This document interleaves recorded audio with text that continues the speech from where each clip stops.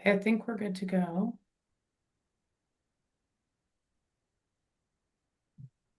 Everyone can hear me okay? Okay, we are live. I think we're good to go.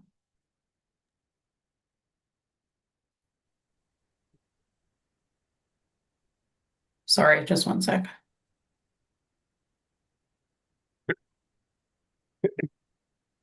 Okay, sorry, we're good. Okay, I'm gonna call the meeting to order at 9 a.m. We have quorum. Jim, is that you, Councillor Ferguson? Yeah, I'm kind of just on to hear what's going on. I'm still Okay. driving, so I'm not officially. I just Okay, want to hear. Okay. sounds good, thank you. Okay, so yeah, I'll call the meeting to order at 9. So first on the agenda, we have the election of the chair and vice chair. Just if you've joined the meeting, if you want to mute when you're not speaking, please.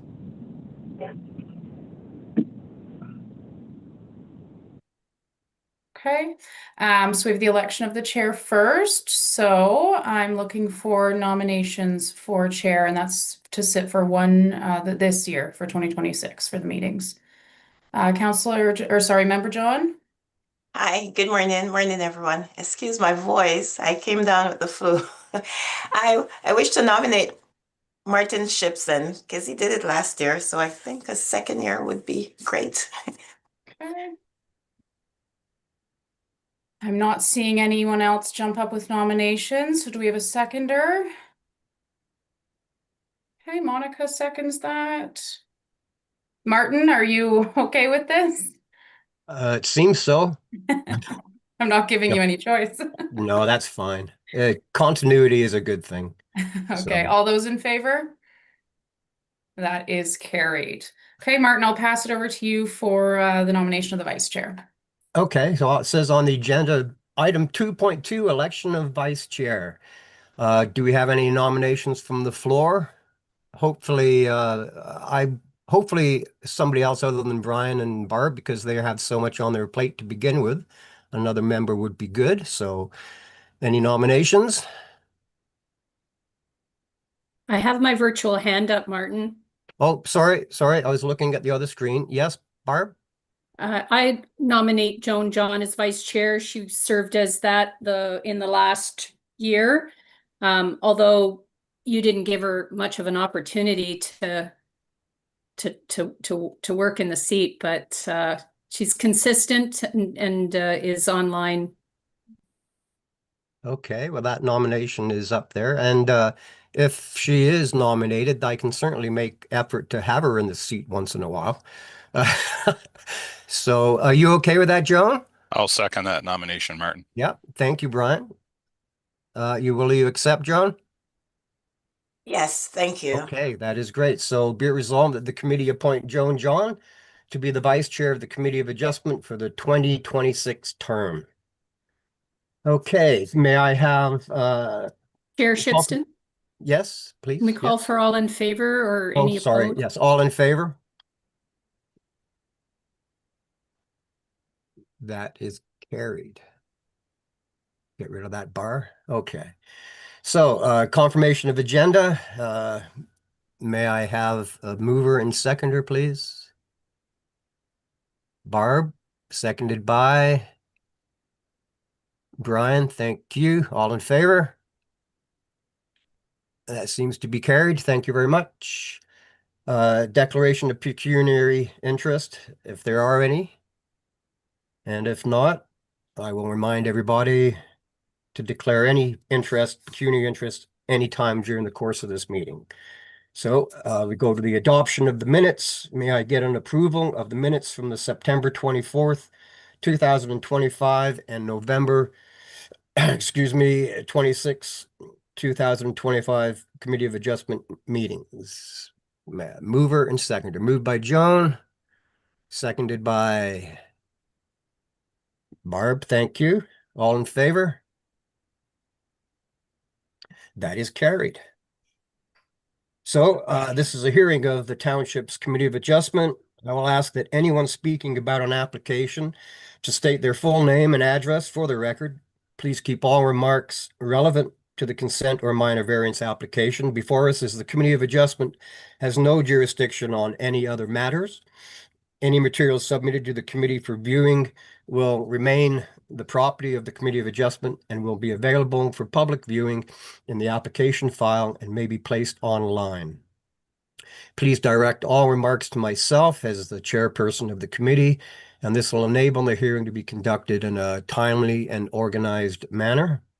So it looks like two files today. We have B525 and A1525, the first one up. B525, Barilla McRobb, Egremont, concession 4, part lot 4, RP 16R9377, parts 1 and 2, geographic township of Egremont, township of Southgate. And the purpose of consent for file B525, excuse me, is to sever the subject lands to create a plus or minus 3.6 hectare lot containing an existing dwelling and garage, and can convey the plus minus 14.6 hectare retained lot to the abutting owner to the east. The proposed severed lot has plus minus 111 meters frontage on Highway 89, while the retained lot to be conveyed to the abutting owner has plus or minus 296 meters frontage on Highway 89. The subject lands back onto the South Saugeen River, and the effect of this consent would be to create a plus or minus 3.6 hectare lot containing a rural residence and merge the 14.6 hectare retained lot with the abutting lands to create a plus or minus 53.5 hectare agricultural parcel fronting on Highway 89. Location of the subject land, the civic address is 7204 Highway 89, and the legal description, I will repeat it. Egremont concession 4, part lot 4, RP 16R9377, parts 1 and 2, geographic township of Egremont, township of Southgate. Is there a request for deferral or withdrawal of this application? Lindsay? None received, Chair. Okay, thank you, Lindsay. May I please have clarification that the sign was posted? Yeah, the sign was posted and proper notice was given in accordance with the act, and also the neighboring municipality was also notified. Okay, great, thank you. So, I'm assuming, Ken, you're taking this, so I will now ask our planner to. Morning. Oh, Sorry. Victoria? I Yeah, didn't it's see you me. there. I didn't see you there. So Victoria, can we have all the comments and the report, staff report, please? Thank you very much. Sorry, I'm here. We've been having some internet issues on the street this week, so having the camera off seems to help. So just a forewarning, I'm on my phone data, so if I drop at any point, I'll try and join as quickly as I can, but I'll jump in. Noted. So B5-25, the applicant is proposing to sever, as Councillor outlined, the subject lands to create a 3.6 hectare lot, which contains the dwelling, a detached garage, and they'd like to convey about 14.6 hectares retained to the abutting owner to the east. The proposed lot also has about 111 meters frontage along Highway 89 and 353 meters depth. The retained lot is to be conveyed as well to the abutting owner. It has 296 meters along Highway 89. It's also irregularly shaped, will merge with the 40 hectare agricultural parcel to the east, which contains an existing farm cluster as well. You can see that on attachments 1 and 2. Just to give some context, their lands are gently rolling. Again, they back onto, or they rise north towards the South Saugeen River, drop on either side. There's also a ravine that's created. The lot is also heavily treed along the northern portion, where the remainder is about 0.8 hectares of actively tilled land as well. So, and this parcel has about 407 meters frontage along Highway 89 and a depth of over 242 meters, and is about 18.2 hectares in lot area. And again, the severed lot contains an existing one-story residential dwelling and the detached garage. So, to outline the benefiting lot, to the east, it's at 7240 Highway 89. It contains an existing farmhouse. They have some agricultural accessory structures and a livestock barn as well. The southern portion of the property consists of some flat tillable lands. The northern half of the property is also heavily treed, with a small portion of the South Saugeen River passing along the western lot line. And mostly agricultural uses and natural areas are nearby. To outline comments, that's on page 3 of staff's report. So Public Works advised that safe access is available and entrance requirements are under MTO jurisdiction. MTO did provide some comments. They're supportive of the application, subject to that no new access connection would be permitted for the proposed retained lot, which it already has an existing entrance, so they wouldn't be granted an additional. The proposed retained lot also should be fully merged with the adjacent parcel to the east and fully consolidated into one new PIN. And MTO also requires all copies of land title documents that facilitate the consolidation as well. Bell Canada and Enbridge Gas had no concerns. And then after report writing as well, Historic Saugeen Métis, Grey County, and Saugeen Valley Conservation Authority provided comments, but all of which had no concerns at this time. Just to kind of summarize, it's a lot line adjustment, which would create a 3.6 hectare parcel that would be severed. Contains an existing dwelling and garage, while the 14.6 hectare retained lot will be conveyed to the budding owner to the east. It creates a total of 54.8 hectare farm parcel. And if needed, a cancellation certificate under section 5349 of the Planning Act should be obtained to merge title on the retained and abutting parcel. And then section 53 of the Planning Act will also apply to any future transfer of the exact same lot. So the conveyance also complies with section 7.2.1.2 of the Township Official Plan and the County Official Plan consent policies. There's also some aggregate resource noted, but policies are met in both plans since it's a small size, and the resource potential would be null, and the retained lot is being merged with the abutting 40 hectare lot. So merging the retained lot and the abutting parcel increases tillable acres. It would not impact the existing farm cluster, and MTO will not permit a new entrance as noted for the retained parcel, but as well, staff are recommending rezoning is required to address regulations in the zoning bylaw for the severed lot. Happy to take any questions at this time.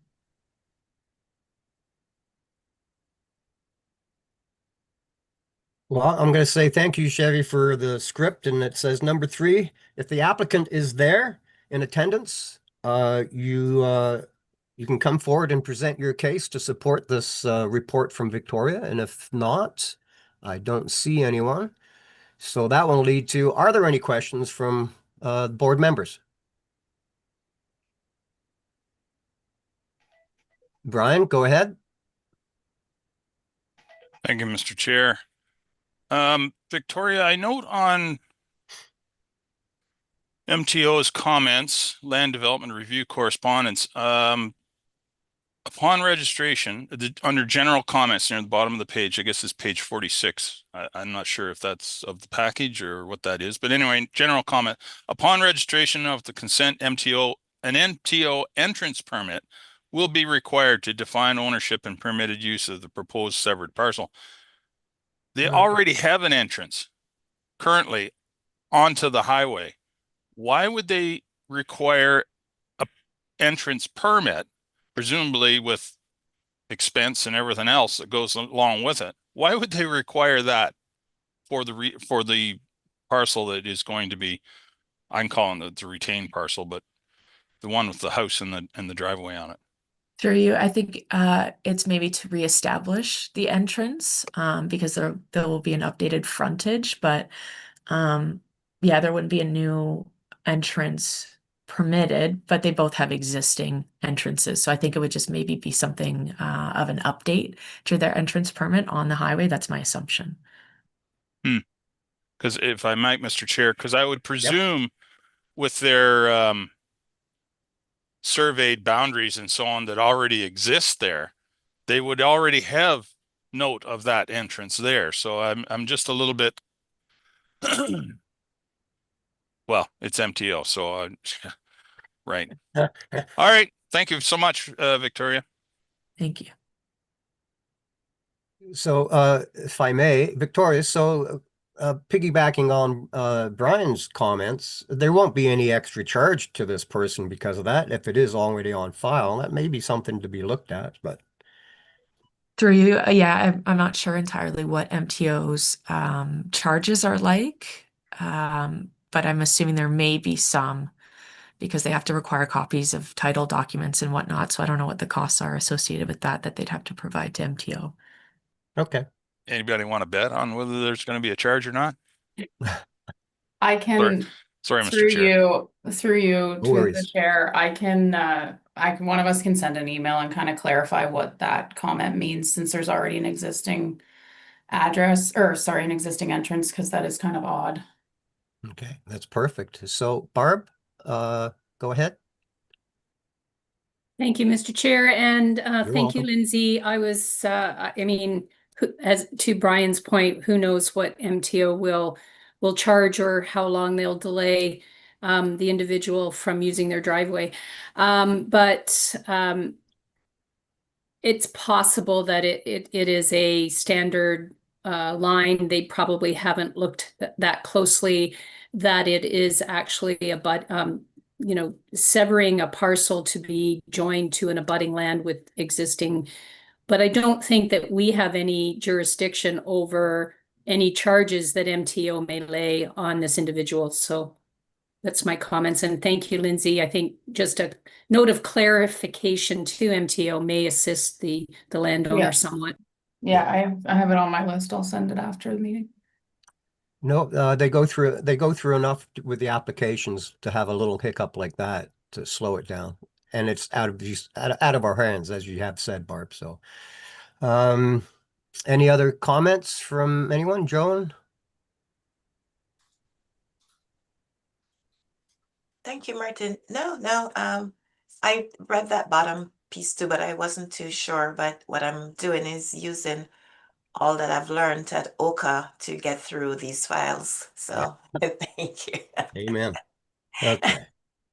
So with that being said, we'll move on. Are there any in attendance that would like to speak in support of this? I don't see any on my screen. There is 3 people that have, I'm just not sure if they're here for this file or the next, but there is 3 people, so. Okay, well, I don't see them on mine, but if Okay. you are those 3 people, if you are for this file, if you could state your name and address if you have something to say. I don't see any, so we'll go with the other route. Is there any others in attendance that would like to speak in opposition of this application? Seeing none, I will again ask committee members if there's any more discussion required. Review any conditions, if not already mentioned. So therefore, may I request a mover and a seconder to grant, refuse? Barb? You grant? Thank you, Mr. Chair. I move we grant. Okay, do I have a seconder? I'll second. Okay, so be it resolved. Thank you, Monica. Excuse me. Be it resolved that staff report PL 2026-005, Rilla McRobb, 7204 Highway 89 be received for information, and that committee consider approval of consent file B525 subject to the following conditions: that a reference plan of survey be provided to the satisfaction of the Secretary Treasurer, that the retained lot is conveyed so that it merges with the abutting lot to the east, so that section 50(3) of the Planning Act apply to subsequent conveyances of the same retained lot, that the severed lot be rezoned to comply with regulations in the applicable zone, and that a cancellation certificate under section 53(49) of the Planning Act be obtained for the retained lot if needed to ensure title merges with the abutting lot to the east. And last but not least, that standard conditions apply as recommended by agencies, including that all requirements of the township zoning bylaw, financial or otherwise, to the satisfaction of the Secretary Treasurer prior to issuance of a certificate of consent, including payment of any outstanding taxes, fees, and other charges, if any. So it was moved and seconded. All in favor? And that is carried. So the decision of the Committee of Adjustment is to grant the application, and the applicant, excuse me, shall have 2 years in which the conditions must be met. Okay, so the next file is A1525, Martin Farm Services, Inc., Concession 1, Division 3, Part Lot 28, Concession 1, Division 1, Part Lot 29, Geographic Township of Egremont, Township of Southgate.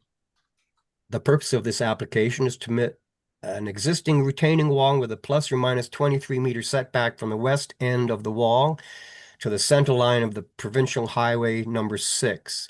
The east end of the wall is set back plus or minus 26 meters from the central line.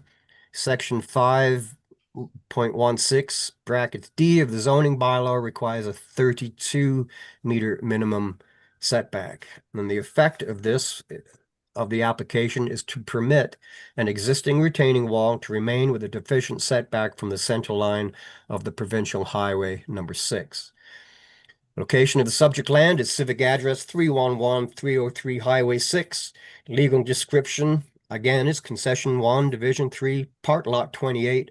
Concession 1, Division 1, Part Lot 29, Geographic Township of Egremont, Township of Southgate. Lindsay, deferral or withdrawal of the application? None received. Thank you. May I ask again about the sign, if it was posted? Yes, through you, Chair, the sign was posted and notice was sent in accordance with the act, and the neighboring municipality, which is West Gray, was also notified. Great, thank you. So, Victoria, you have the floor. Thank you very much. Okay. You're welcome. Yeah, to outline the proposed minor variance again would to be address the 32-meter front setback from the existing retaining wall from Highway 6. The retaining wall was built with about a 23-meter setback from the highway center line on the west end and about 26 meters from the east end. And counselors have seen this site before. The site was once also used for agricultural equipment sales and service. They were for John Deere, and then also converted to an agricultural building supply outlet under minor variance A4-25, which was approved back in April 2025. To give some context, the lands have about 410 meters along the north side of Highway 6, about 795 meters depth. It's about 34 hectares in lot area and contains 3 existing buildings. It also includes about a 1,287 square meter office building, 670 square meter garage or shed, which is used for storage, and 173 square meter shed used for storage as well. So the existing retaining wall, it was built again with about 23 meters to the west end, 26 to the east from Highway 6, where it needs about 32 minimum. The lands also consist of agricultural, there's some woodlots, some naturalized drainage courses as well, continuing north to about the middle of the property towards the section of Fairbanks Creek along the northwest corner. There's also some aggregate resources in the southwest corner, and a site alteration permit was approved back in March of 2025. And again, minor variance for A4-25 was approved in April of last year to permit an expansion of retail sales of agricultural building supplies and the manufacturing of roofing products for agricultural buildings as an accessory use only. And a site plan agreement was also signed and approved for file A4-25. Comments are also included on page 3 of staff's report. Public Works advised that staff or safe access can be provided and entrance requirements are under MTO jurisdiction. MTO also advised that an MTO building and land use permit will be required, including a letter of indemnification, and an MTO entrance permit will be required to recognize the entitlement to retain access to existing connection. A stormwater management report was also submitted in response to further MTO comments and was accepted by MTO. Comments were also received after the writing of this report. Included Historic Saugeen Métis, Saugeen Valley Conservation Authority, both of which had no concerns. Grey County also provided some brief comments. They don't do a full review of the application, but County Ecology did defer to positive comments from Conservation Authority and recommend, of course, a 30-meter setback from the wetlands. And there was no concerns from SVCA. So just to provide a conclusion, the proposed variance is minor and desirable for the appropriate development of the lands. And it maintains the intent and purpose of the official plan and zoning bylaw, just to outline. So it maintains the general intent and purpose of the official plan as the use is permitted in the current zoning and under approved minor variance A4-25 support agriculture, and the retaining wall does not impact compliance with the official plan. It also maintains the general intent and purpose of the zoning bylaws. The retaining wall also meets all other provisions of the C4 zone and the township zoning bylaw. Minor in that the proposed variance would not impact any maintenance of Highway 6, sightlines entering and exiting the driveway to the south, or the existing use on site. And it's desirable for the appropriate development in that the existing retaining wall is entirely within the C4 zoned area. It won't impact the existing use of the lands that support the agriculture. And as well, MTO did not require the removal of the retaining wall for safety reasons. The applicant did sign the letter of indemnification. Staff recommended conditions are that conditions of any permit obtained from MTO are met, and all the other provisions and regulations are met in the zoning bylaw. And as expected, an amendment to the site plan agreement is required as well. Happy to take any questions at this time. Thank you, Victoria. Is the applicant available for any comments on the staff report? I do not see him. I believe, Chair, that it's Greg Ford. Greg, I think you're on there, Okay. whether you Yeah. want to comment or not, but No, I can't do any better than what you've outlined already. Okay, Yeah. there you go. Thank you very much. So, going to our committee members, are there any questions or comments? Brian? Then Barb? Thank you, Mr. Chair. I see the letter of indemnification from the MTO there, which the proponent has signed and witnessed. I'm just wondering why. Oh. Looks like Brian has froze. yeah, we lost Brian, I think, for a second.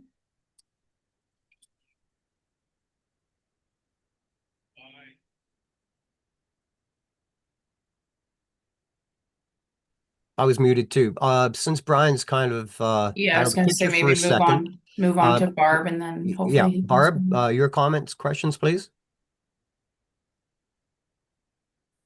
Thank you, Mr. Chair. And I noted that the MTO comments were received and included on the website, but they weren't included as a link under comments received from agencies.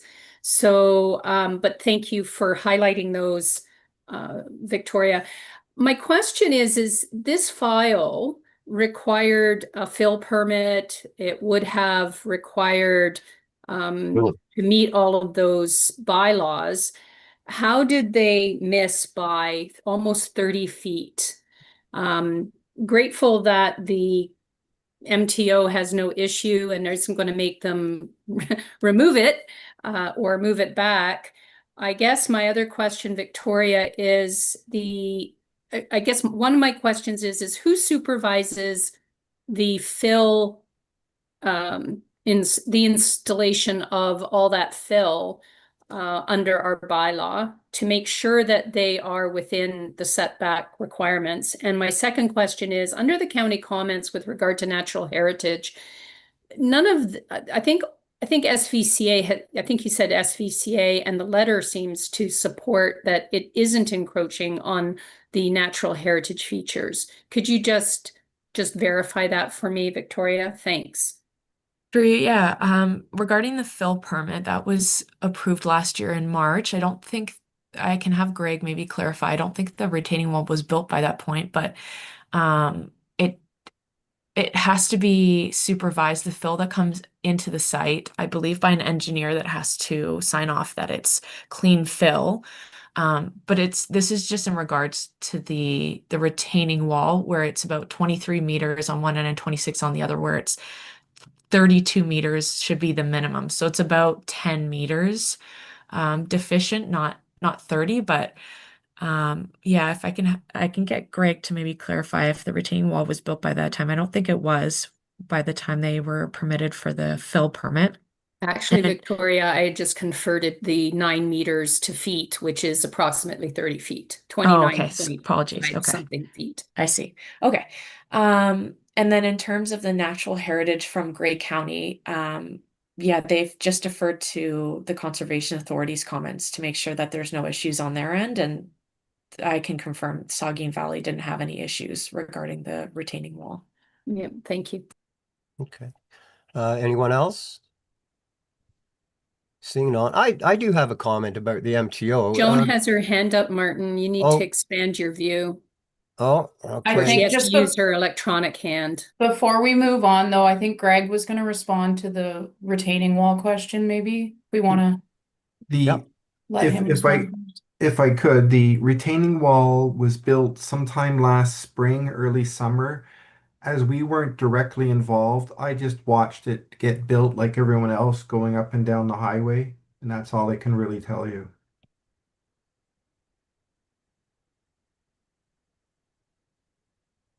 Okay, thank you. Thanks. Joan, I apologize for that. I'm kind of mucking about with my screen, so go ahead. I'm sorry. No, no problem, Martin. Victoria, I noticed in a part of the SVCA letter under the section that says SVCA permit, I was just looking at that, and it spoke about the SVCA regulation staff is currently working with the landowner to bring the outstanding fill and grading work into compliance. I was just wondering, was there some non-compliances or something? Because in and around the letter, it spoke about guidelines and compliances. So was there something going on before everything got together? Through you, I don't know in terms of the fill permit, or in regards to the Conservation Authority. I guess they've maybe brought in additional fill. But I can't be for certain. Most of the policy that is outlined in SVCA's letter is common, what they include. But maybe there was an area that they had brought some fill on site that the SVCA maybe needed further clarification on. Thank Okay. you. Barb, go ahead. Much of what is included in the SVCA response, Joan, is the standard obligation to the landowner, and they would have been consulted when the fill was granted. The bottom line is that they don't require a permit, and yeah, most of that was just standard information that they include in the letter. Okay, thank you. Welcome back, Brian. I apologize, Mr. Chair. Of course, my internet bailed. Yeah, you did have a question or a comment before you abruptly, as you say, bailed. Sorry. Sorry, and thank you, Mr. Chair, for giving me the opportunity. The indemnification letter that was signed by the proponent for MTO.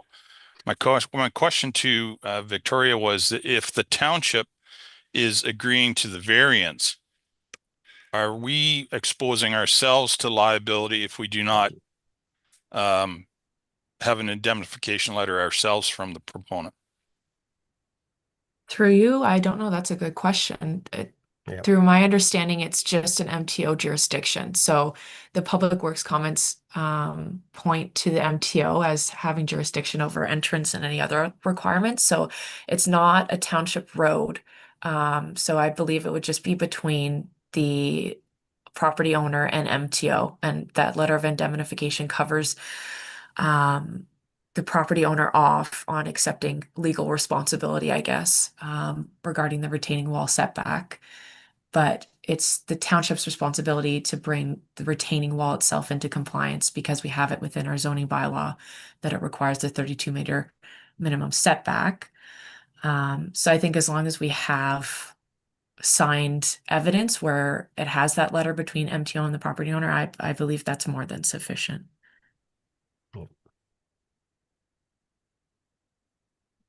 Okay, I don't know if Brian's I froze think his again. internet, yeah, went out again. Well, I am going to say that that was one of the first questions that I looked at. In all my years, I have never seen any file with a letter of indemnification, meaning no, I wash my hands of this. You were wrong. We're going to be okay. All that. And Brian's point was very good as far as regarding to the township, because that's what I thought. When you look at when you look at the picture, I believe it's page 72 in the report. That retaining wall is quite long. And it's 5 of those stones high. And being closer to the center of the highway, the first thing I thought of, with all the snow we've been having, would that be a hazard for drivers, depending on the wind flow? And as to Brian's point, if somebody's going to sue, an MTO won't get sued because they have this letter, would it fall back to that owner, or would it also fall back to the township because we did the variance? So Brian brought up a very good point, and I don't know if that we should look into that further, because the way people, we've always talked about insurance, and municipalities are an easy mark. I see John on the line. John, would there be a problem with that as far as snow? I know it's not your area where you work, but knowing snow the way you guys do, would that be a problem? Through you, Chair. Or Not wanting to potential be problem? not wanting to be committal in any way here, but just from my observations driving up and down the highway, it doesn't get a whole lot of snow blowing across there, and the wall is well back from the edge of the road. Mm-hmm.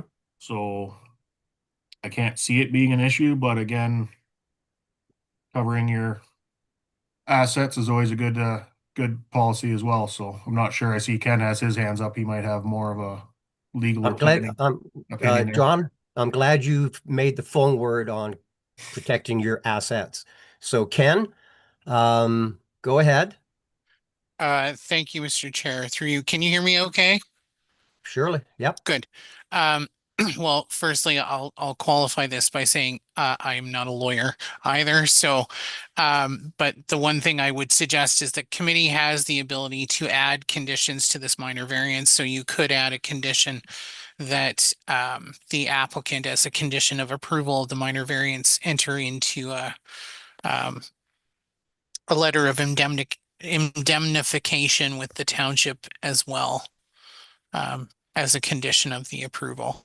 The one thing I would just caution, and I think you're fine if you were to add this condition, is that when you do add conditions to minor variances, it has to be related to the matter that's at hand. And I think this qualifies with that caveat. So something that you could consider.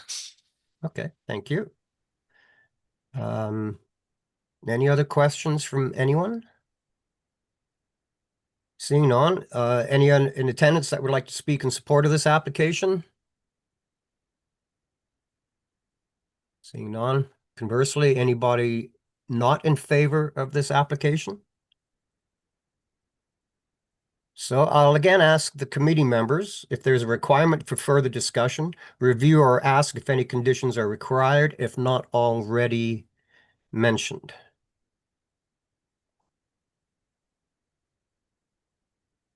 Barb, go ahead.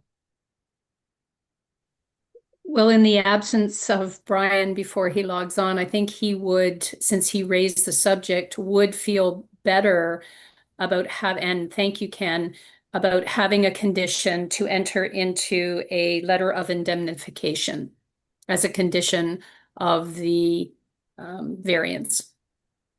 Oh, There we go. Oh, That should have, I got worried that we all disappeared. no, sorry, I was just sharing my screen. Is that That- okay, Ken?